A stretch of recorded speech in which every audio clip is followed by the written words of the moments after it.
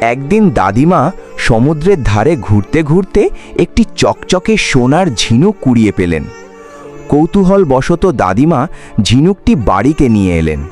বাড়িতে এসে দাদিমা ঝিনুকটি হাতে নিয়ে আলতো করে ঘষতেই হঠাৎ ঝিনুকের ভিতর থেকে এক বিশাল জাদুর জিন বেরিয়ে এলো।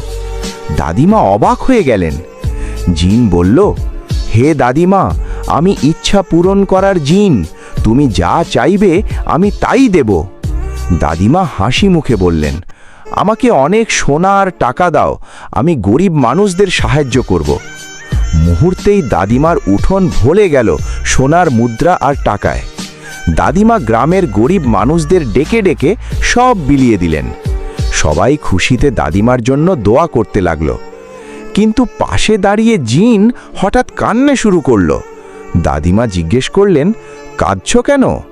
জিন বলল, এত ভালো কাজ হলো, তবুও কেউ ভিডিওতে লাইক আর সাবস্ক্রাইব করলো না।